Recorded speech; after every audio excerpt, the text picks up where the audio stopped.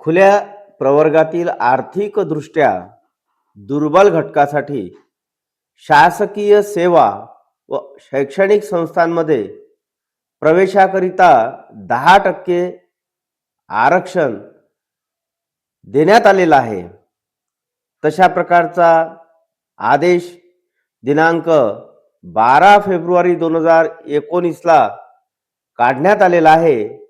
परंतु त्यामध्ये सामान्य प्रशासन विभाग महाराष्ट्र शासन यांनी आता शुद्धीपत्रक काढलेलं आहे आणि शासन शुद्धीपत्रक क्रमांक आहे RAAधो 4019 ऑब्लिक प्रकरण क्रमांक 31 ऑब्लिक आरक्षण 1 दिनांक 30 डिसेंबर 2025.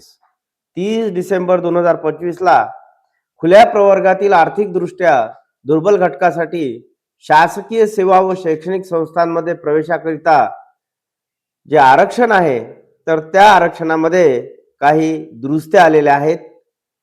तर त्या संदर्भातली माहिती अशी, राज्य शासनाने दिनांक 12 फेब्रुवारी 2019 रोजीच्या शासन निर्णयान्वये शासकीय सेवा व शैक्षणिक संस्थांमध्ये प्रवेशाकरिता 10% आरक्षण विहित केलेले आहे.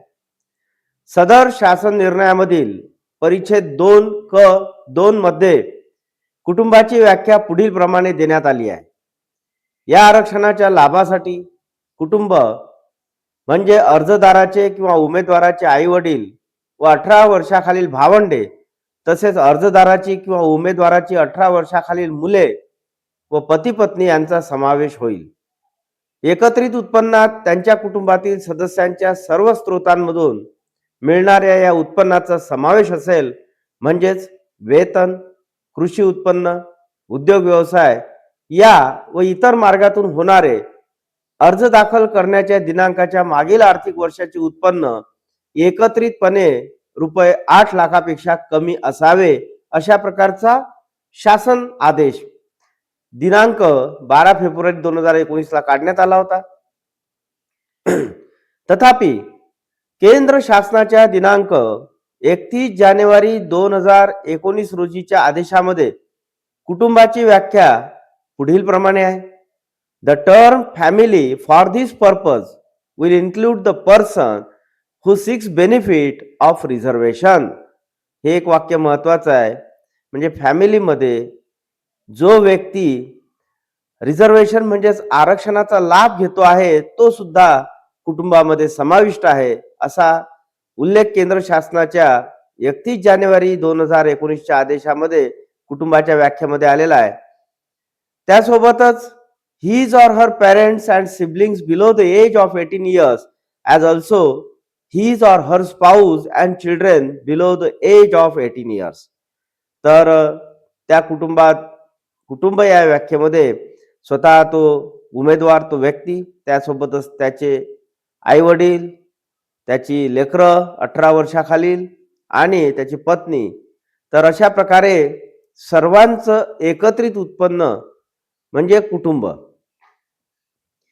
तसेच माननीय प्रशासकीय न्यायाधिकरण औरंगाबाद दाखल मूळ अर्ज क्रमांक 978/2025 मध्ये माननीय प्रशासकीय न्यायाधिकरणाने शासन निर्णय दिनांक 12 फेब्रुवारी 2019 मधील परिशिष्ट 2(क)(1), 2 आणि 3 च्या अनुषंगाने आर्थिकदृष्ट्या दुर्बल घटकासाठी लाभ देताना कुटुंबाच्या व्याख्येत उत्पन्न निश्चित करताना अर्जदाराच्या उत्पन्नाचा त्यामध्ये समावेश होतो किंवा कसे याबाबत सामान्य प्रशासन विभागाकडून लेखी स्वरूपात सूचना घेण्यात यावेत असे निर्देश दिनांक 22 सप्टेंबर 2025 रोजी झालेल्या सुनावणी वेळी दिलेले आहेत. या अनुषंगाने केंद्र शासनाच्या दिनांक 31 जानेवारी 2019 रोजीच्या आदेशात केलेल्या कुटुंबाची व्याख्या विचारात घेता दिनांक 12 फेब्रुवारी 2019 रोजीच्या शासन निर्णयातील कुटुंबाच्या व्याख्येत सुधारणा करण्याची बाब शासनाच्या विचाराधीन होती.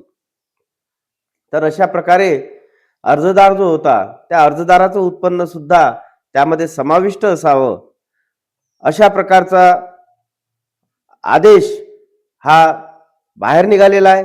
शासन शुद्धीपत्रक अगोदरचा जो आदेश आहे 12 फेब्रुवारी 2019चा, तर त्याच्यामध्ये आता कसा बदल झालेला आहे त्या संदर्भात एक नवीन शासन शुद्धीपत्रक काढण्यात आलेलं आहे. ते मी आता तुमच्या समोर ठेवत आहे.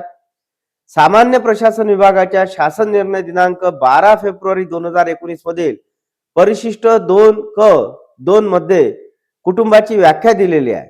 यामध्ये या आरक्षणाच्या लाभासाठी कुटुंब म्हणजे अर्जदाराचे किंवा उमेदवाराचे आई वडील व 18 वर्षाखालील भावंडे, तसेच अर्जदाराची किंवा उमेदवाराची 18 वर्षाखालील मुले व पती पत्नी यांचा समावेश होईल. कुटुंबाच्या एकत्रित उत्पन्नात त्याच्या कुटुंबातील सदस्यांच्या सर्व स्रोतांमधून मिळणाऱ्या उत्पन्नाचा समावेश असेल. म्हणजेच वेतन, कृषी उत्पन्न, उद्योग व्यवसाय या व इतर सर्व मार्गातून होणारे अर्ज दाखल करण्याच्या दिनांकाच्या मागील आर्थिक वर्षाचे उत्पन्न एकत्रितपणे ₹8 लाखापेक्षा कमी असावे. तर अशा प्रकारचा हा आदेश जो होता तो होता 12 फेब्रुवारी 2019. परंतु आता त्यामध्ये बदल बघा, याऐवजी खालील प्रमाणे वाचावे, म्हणजे त्यामध्ये बदल केला आणि तो पुढील प्रमाणे.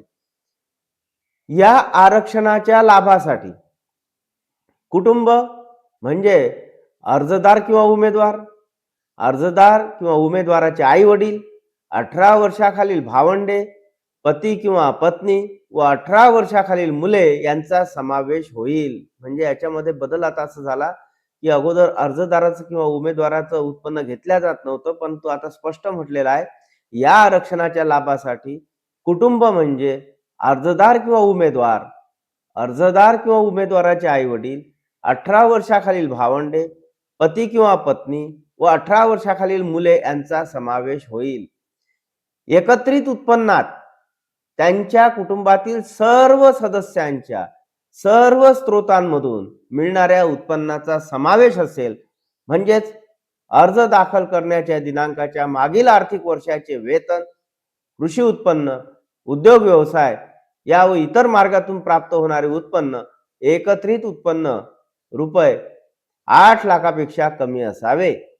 आणि त्याप्रमाणे दिनांक 12/2/2019च्या शासन निर्णयासोबत परिशिष्ट ड मध्ये सुद्धा बदल करण्यात आलेला आहे. म्हणजे आता सर्वांचंच उत्पन्न हे ग्राह्य धरण्यात येणार आहे. अगोदर अर्जदार किंवा उमेदवार जो आहे त्याचं उत्पन्न ग्राह्य धरल्या जात नव्हतं, परंतु आता मात्र त्याच्यामध्ये बदल केलेला आहे. आणि कुटुंब म्हटल्यानंतर अर्जदार किंवा उमेदवार, अर्जदार किंवा उमेदवाराचे आई वडील, 18 वर्षाखालील भावंडे, पती किंवा पत्नी व 18 वर्षाखालील मुले या सर्वांच्या उत्पन्नाचा समावेश त्यामध्ये केलेला आहे. आणि 8 लाखापेक्षा ते उत्पन्न कमी असावं. शब्दरचना सर्व सदस्यांच्या सर्व स्रोतांमधून मिळणाऱ्या उत्पन्नाचा समावेश असेल. म्हणजे अशा प्रकारे सर्वांचंच उत्पन्न त्या उत्पन्नाच्या प्रमाणपत्रामध्ये असणं गरजेचं आहे आणि ते उत्पन्न 8 लाखापेक्षा कमी असणं गरजेचं आहे. धन्यवाद.